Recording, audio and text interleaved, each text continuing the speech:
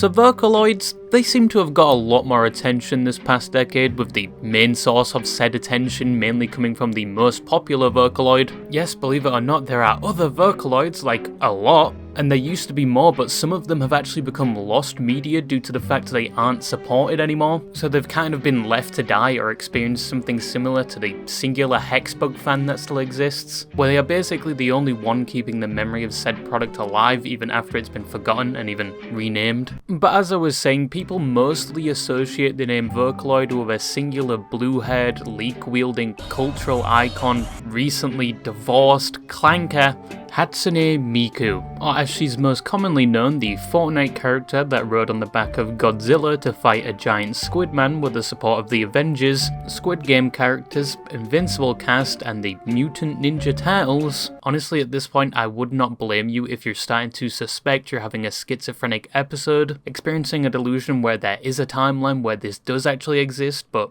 here we are. But Hatsune Miku is definitely the most recognizable Vocaloid, with almost 3.5 million listeners a month. She even has her own concerts, which I must say are a lot more impressive than that one VTuber concert I saw.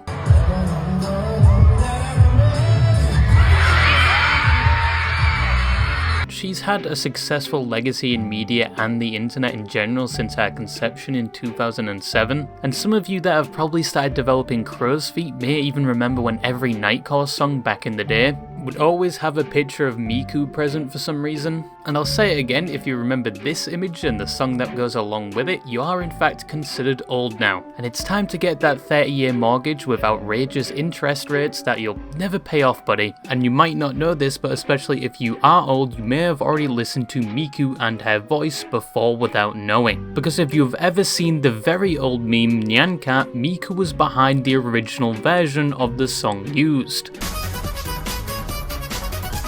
But as said, Vocaloids have been a thing for a while now, and mainly got popular due to the introduction of Hatsune Miku and the music that followed. However, with all that said, what is a Vocaloid? Well, to keep it brief, Vocaloids are the product of the Vocaloid software created by Yamaha Corporation, who also make things like motorbikes and ATVs, but the software allows someone to make music by typing the lyrics of a song and using voice banks, which are samples of human vocals, that can be manipulated in a way to provide a voice to said lyrics. That's why most of the time Vocaloids and their music sound sort of robotic. In fact, the voice of Hatsune Miku was sampled from Saki Fujita, and despite owning and making the software, Yamaha does not own the rights to Miku. She's actually owned by Krypton Future Media, and what makes a Vocaloid an official Vocaloid is that 1, it must be created in the Vocaloid official software, although even though the company that owns Miku are no longer using it and have gone on to make their own software, Miku is still considered a Vocaloid primarily due to the license provided by Yamaha Corporation, which is another thing required so you can actually label your product as a Vocaloid, and is a lot of work and money, which is why only professional companies like Krypton Future Media own a majority of the Vocaloids we see today, with only a select few other companies having their own Vocaloids like Shanghai Henan IT. And you also have to worry about things like designing and potentially creating your own professional voice banks, which a normal person may not have the resources for. But even if you went through that entire process and didn't get the license, your product still wouldn't be considered a Vocaloid but a utiloid, which if you say a few times in succession, it sounds like a slur for Vocaloids. So utiloids are basically the poor person's version of a Vocaloid. If you don't want to fork out an extortionate amount of money for a license to the official software, or spin the wheel and risk getting a totally free and legitimate version that only comes with a trade-off of your webcam light permanently being on, and command prompt flashing you every time you start Windows, and let's not forget once again the copious amounts of funding and effort you'd need to put in just to get the Yamaha license to call it a Vocaloid. But utiloid or UTAU is like a non-official or non-canonical Vocaloid, mainly produced by the community and is usually created within the free software UTAU Studio, using free or creating their own voice banks that can be put into the software directly, hence the name UTAUloid, which also has been used as a label for any non-official Vocaloid like Fanonoids, even if they don't use the UTAU software, but for simplicity's sake, all of them usually all come under the umbrella of Vocaloid, official or not. Now obviously there are a lot more utiloids than there are Vocaloids, primarily due to the fact the bar to label your product a utiloid is a lot lower than the requirements for a Vocaloid, and once again utiloids are community made and usually all you need to create a utiloid is a visual design, software and a voice bank. But utiloids have existed around about just as long as Vocaloids, and some are even on the same level or just as popular as their official counterparts, with key examples being Defoco made in 2008, Momon also made in 2008, Renri Yamin released initially in 2014, there's also Neru released in 2007, but they are considered a derivative, not an official Vocaloid or utiloid, because she doesn't have her own voice bank and she was heavily based off Miku, with her nickname actually being Yellow Miku. And probably the most popular, and who this video is about, is Kasane Teto, or just Teto as she's usually known, who in the community is mostly respected and regarded as an official Vocaloid despite officially not being one, and currently she has a fanbase that almost rivals Hatsune Miku herself. And even more recently, Teto has become increasingly popular due to her involvement in multiple memes and shitposts. Man, I'm gonna break my monitor, I swear! Especially those that could be seen as controversial to say the least that I've been seeing on my Instagram reels. Do you think it was very fucking cool? Yes, I do. One of the and I'm tired of pretending he's not. Which altogether has led to Teto having a huge effect on the Vocaloid community, even if she is still a utiloid. But where did Teto come from, and how did she have such an impact on the Vocaloid community and the internet as a whole? To the point where she actually has a demonic-like cult surrounding her. Say the word of the day! Job! Why do you still not have a job? Go outside and get a job!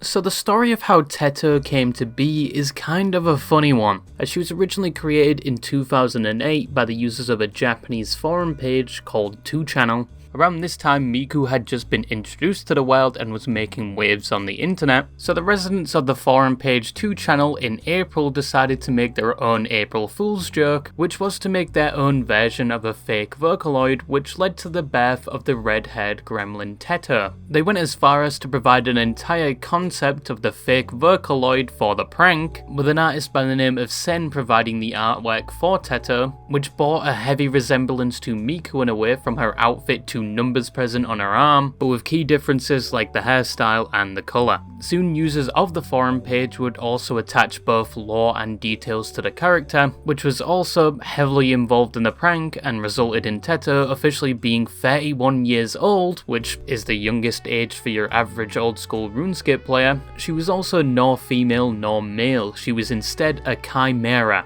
And yes, I did start that sentence by saying she, because most just refer to her as female because of her character design. But also, unlike Miku, instead of being obsessed with leeks, she was obsessed with bread, mostly baguettes.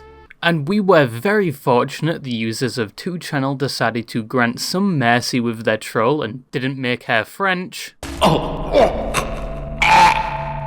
French! They also provided her personality, which was apparently a tsundere, and that she dislikes people that think her pigtails are drills. And to tie the ribbon on their April Fool's joke, they made a whole website dedicated to the bit that appeared like an official page announcing the debut of this new Vocaloid Teto. The online prank did succeed. A lot of people thought there was actually going to be another Vocaloid, and some even became highly interested in this character even after they found out it was a joke. But after April Fools, Teto was basically abandoned, as the majority of 2channel users moved on as they had already done what they set out to accomplish and the joke was over. Even though they put so much effort into it and the product of said joke was a very believable and somewhat competent design. However, Teto wouldn't just be thrown in the trash and have her story end there, because as said, some were interested in the character and refused to let Teto just be tossed aside as a one-time joke. 13 days after April Fools, Teto would get her first voice bank made by a fan for the UTAU software,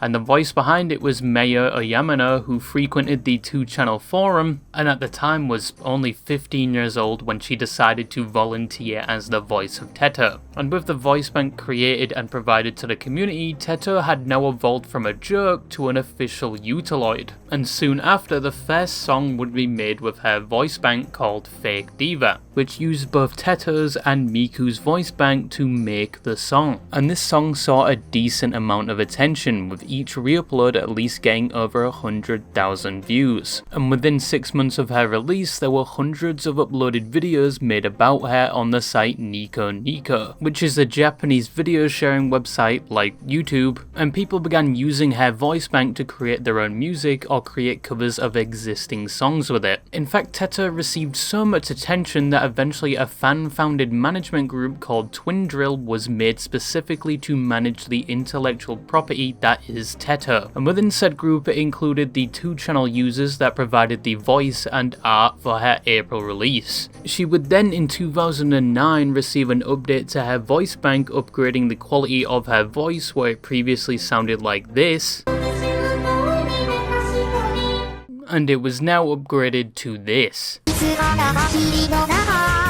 This was definitely a bit better than the original, but this upgrade may have indirectly helped spread Teto throughout the Western world, as Teto was only really being noticed in Japan up to this point, and she hadn't really been introduced to any other country. But with a now updated voice bank that sounded better, a lot more people began to use her, leading to the creation of one of her more viral songs, Teto Territory.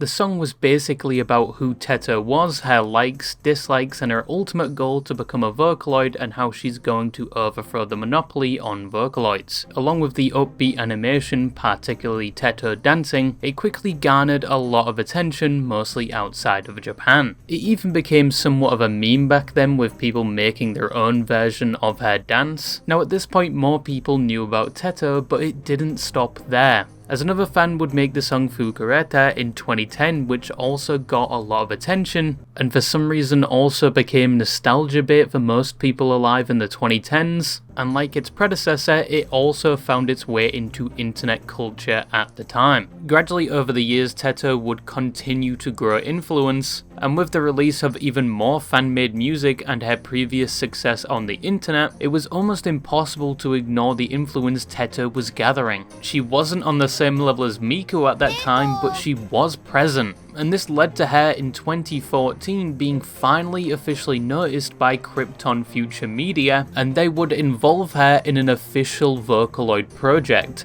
It was just that in said project, she was kind of there in the background. Hey, that's my shoulder.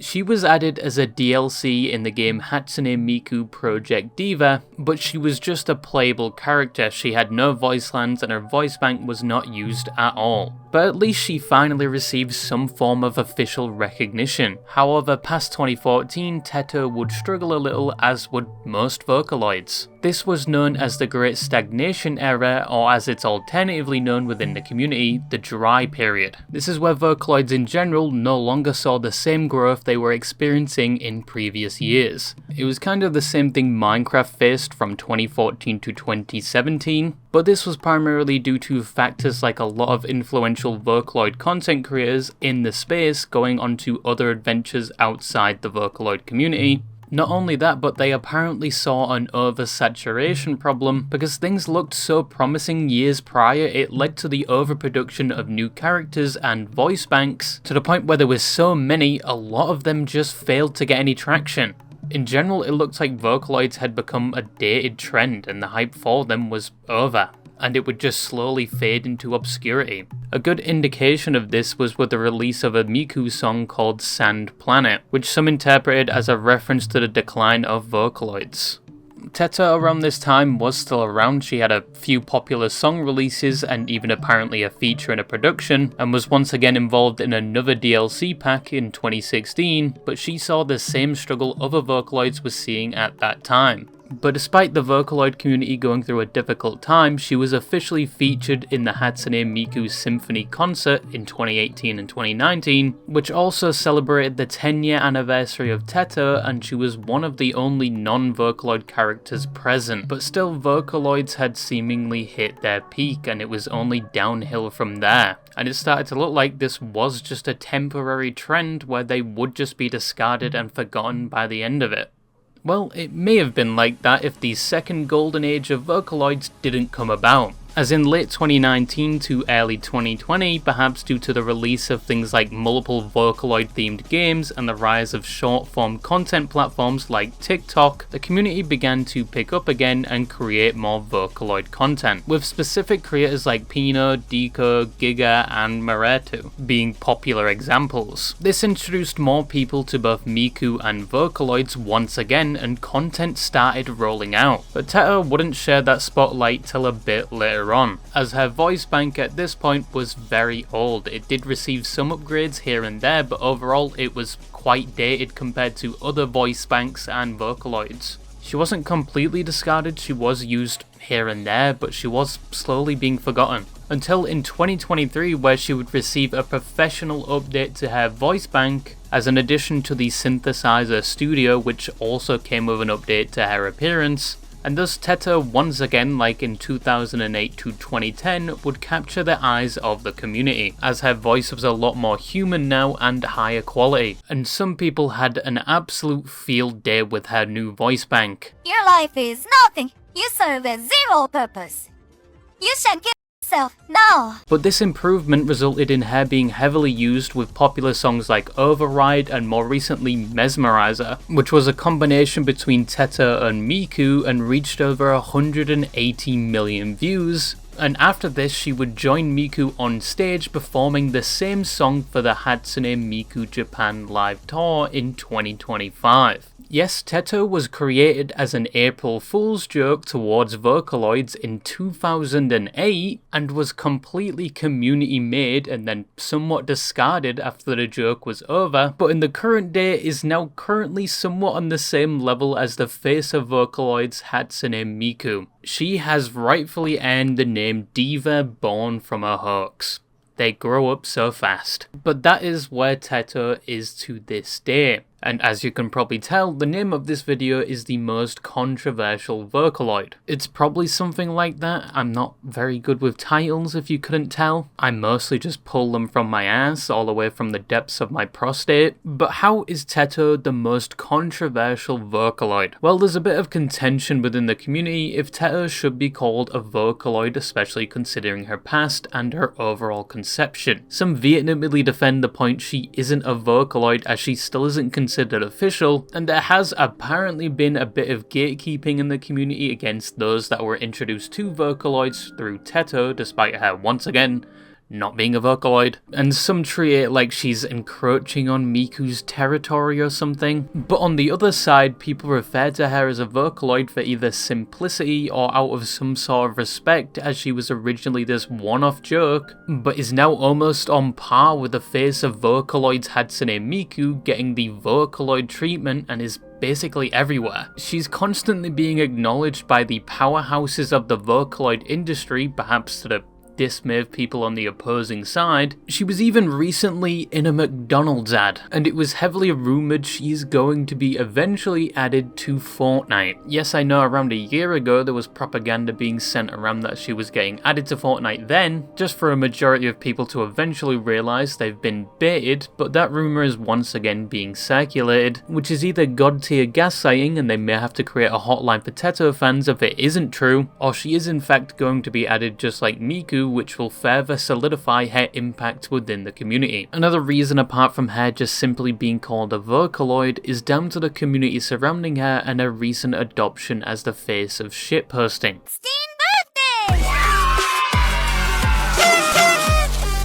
Now there's a few communities you don't fuck with, one of them being the Uma Musume community, because if you say anything even remotely negative about one of their horse girls, they will flail you alive on top of an open fire. Believe me, Peter learned the hard way. And another community is Teto fans, as they are usually described as very deranged or gremlins. From the contraptions they've made to the sheer amount of meme posts that some think have crowded the Vocaloid community to the point where you cannot escape them, I mean, how do you think I found out about Teto? It got to the point where it apparently overflowed out of the Vocaloid circle into my Instagram Reels feed. But it has led to a bit of so-called Teto fatigue because she is all over the Vocaloid community, and some are starting to feel like she's overused. And let's not forget about the war crimes being committed with Teto on Instagram Reels, because, you know, it's Instagram Reels.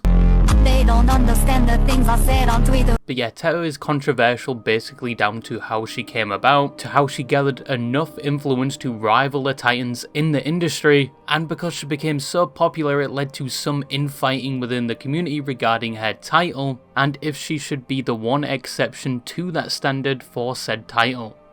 And she's also viewed as controversial due to her Gremlin fans flooding the community with endless shitposts, to the point where the average Vocaloid fan will probably see a plethora of derogatory Teto memes on a daily basis. Title word of the day. Horse racing. Now I will say I am basically a tourist, yes, string me up on the cross and call me a degenerate. I will admit I am not that experienced in the ways of the Vocaloid, I'm quite the basic bitch, my favourite song is Echo and World is Mine, but I can see why people like Vocaloid so much and why Teto is such a contested topic within the community and why she is so loved. She isn't a traditional Vocaloid and had questionable origins, but that's probably the best part of Teto. She wasn't made by a corporation, she wasn't extensively planned, she was an April Fool's joke that became one of the top characters in the industry. And from the perspective of a tourist, I'd call her a Vocaloid even if it isn't an official title. But that's basically it. This is another video topic I found through my Instagram Reels feed. I hope a hex bug crawls under your foreskin, and yeah, that's all I had to say, and bye bye.